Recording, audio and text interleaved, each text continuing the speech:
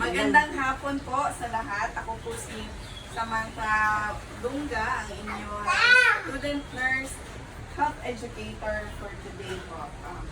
Andito po ako para magbigay ng impormasyon tungkol sa mga malusog na paraan para maiwasan ang hypertension at alpipasyon, or healthy ways to prevent hypertension and high blood pressure.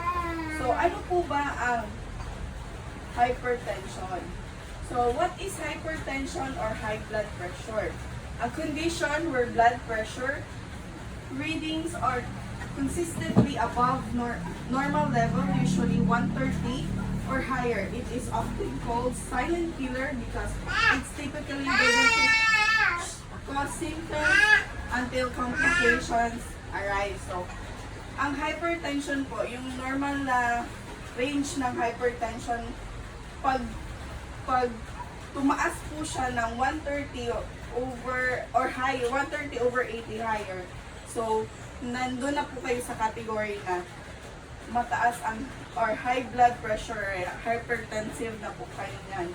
So, tinatawag din siyang silent killer kasi wala siyang sintomas, wala kayong mararamdaman na sintomas.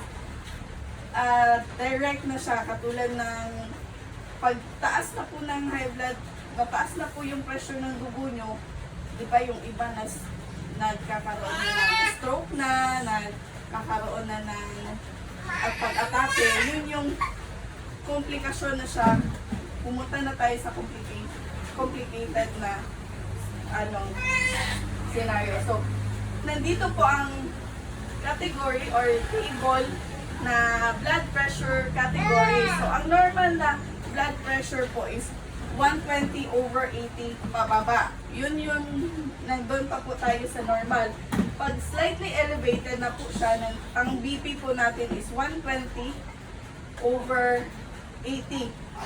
120 or 130 over 80. So, slightly elevated na siya. Pag high blood pressure po tayo, stage 1, ang ating BP po niyan is 130 over 139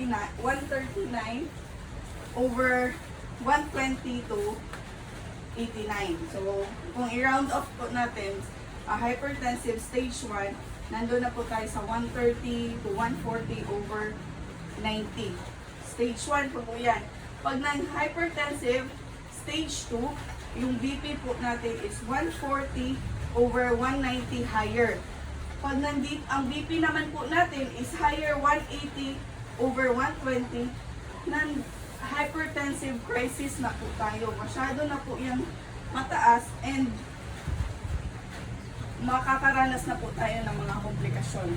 And i-explain ko po yan kung ano yung mga complication na mararanasan pag ganito na po ang BP natin, 180 over 120. So, ano ang cause? What are the causes of hypertension? Una is genetic. So, genetics, family history of hypertension increases your risk. So, kung meron na tayo sa pamilya natin na hypertensive na tayo, yung mama natin hypertensive, yung papa, yung mga lolo, mga lola. So, may chance talaga tayo na magiging hypertensive din tayo. Next is lifestyle. Yung lifestyle, kung lagi tayong kumakain ng maaalat na pagkain, mamantika, wala tayong exercise, tapos yung mga laging umiinom ng mga alcoholic beverages, isa din yon sa mga nagpo-contribute ng mataas na blood pressure. Next is underlying condition, yung mga may sakit na diabetes, na kidney disease or other health problems kasi hindi na nag-circulate ng maayos yung dugo nila.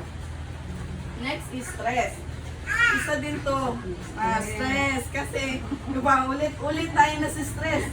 Hindi na tayo makatulog, hindi na tayo makaisip kasi masyado na tayong marami na tayong iniisip, hindi na tayo makatulog ng maayos. So, yun din yung mga causes, isa din siya sa cause ng hypertension. Dito yung next.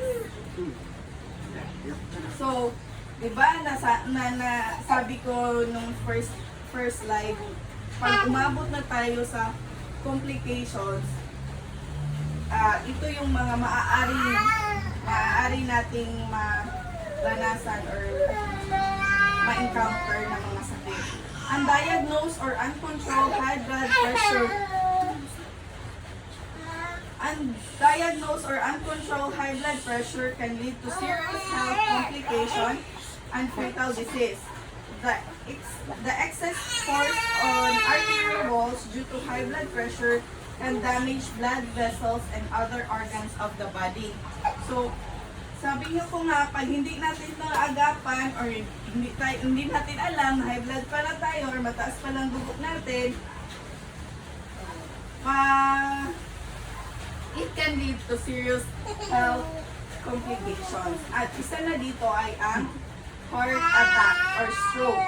High blood pressure can cause hardening of the arteries known as atherosclerosis, which can lead heart attack. So, heart attack, aneurysm, yung sa utak, yung magpatok yung ugat, narrow or torn to blood vessel in the eyes, and kidney disease. So, yung dugo natin is kanang dumadaloy sa ugat, di ba?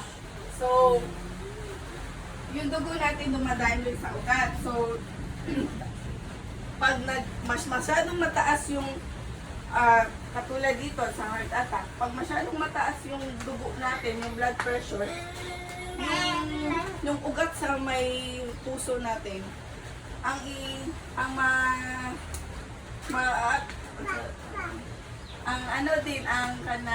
ang madadamage nun is yung heart. Kung saan yung ugat na malapit na organ, doon yan. Example, ang sa heart.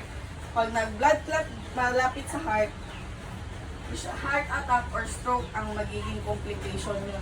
Yun ang magiging ma-experience na sakit na mataas. Opo.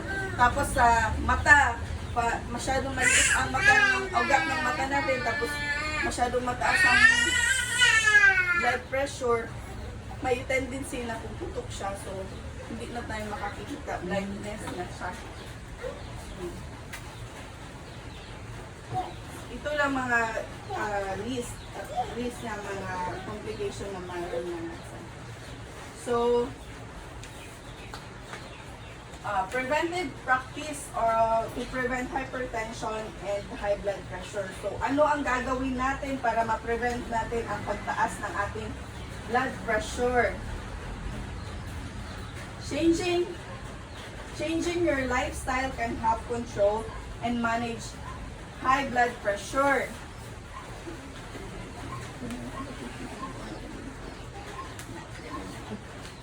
So, eating heart healthy diet, less salt, regular physical activities, limiting alcohol, quitting smoking, stress management, track your blood pressure at home, and get regular check-up. So, kumain tayo ng mga healthy foods. Mag-exercise kahit mga 30 minutes every day. At least 5 days tayo maka-exercise, mag-walking, mag-galaw-galaw, mag-dancing at least 30 minutes para ma-regulate yung dugo natin, and then mag-limit ng pag-inom ng alcohol, quit smoking, yung stress management, yung stress talagang nandyan na talaga yan. So, inhale, exhale, and then mag-meditate, i-relax natin yung isip natin, matulog tayo ng maaga para ma-manage natin yung stress natin. And the most important, track your blood pressure at home and get regular check-up. So, mamaya pagkatapos natin, i-BP ko kayo para ano niyo kung mataas pa kayo, elevated pa kayo, stage one hypertensive na po ba kayo. Parang may ano kayo, may baseline kung ano ang blood pressure niyo. So, ito, eat this and limit this. So, kain tayo ng vegetables, fruits, whole grains, fat-free or low-fat diet, dairy, fish, poultry, beans, nuts, and seeds, vegetables, and oil. Limitahan ang pagkain ng mga fatty meats, sugar, soda, mga sweets, mga salt talaga, salty foods. Paano yan? Lagi tayong kumakain ng tuyo. Wala tayong ulam.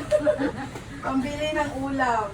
Okay, mag-exercise at least 30 minutes sa isang araw. Walking ba tayo dyan? Sit-ups, kung anong kaya ng ating katawan. At least 30 minutes lang tayo mag-exercise a day.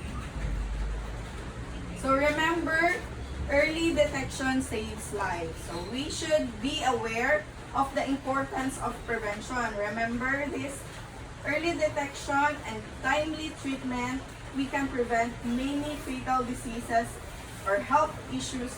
We often fall prey to many fatal conditions like heart attack, diabetes, cancer in the last stage. When nothing much can be done about it, a regular preventive health checkups can help an early detection, which means that condition is diagnosed at early stage.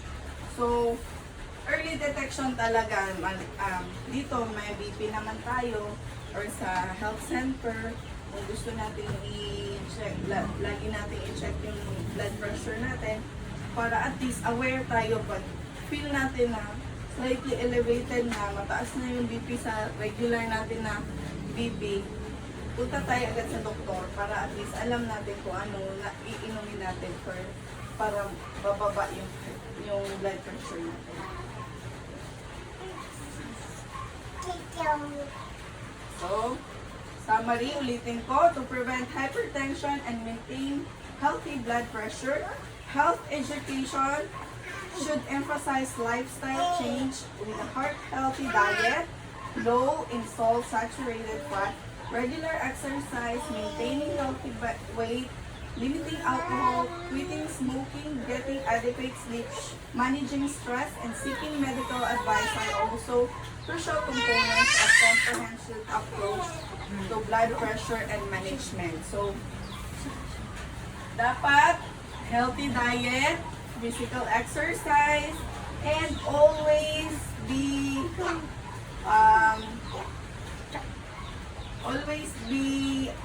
aware of your body, yung blood pressure nyo. So, may pamphlets ako ibibigay sa inyo. Nandito yung mga how to prevent hypertension para may mabasa kayo pagdating nyo sa bahay, pag wala kayong anong gawin, at least.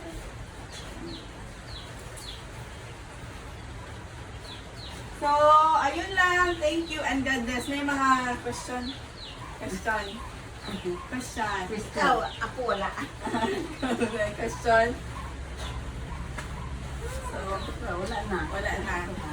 Okay na. Okay na. Okay.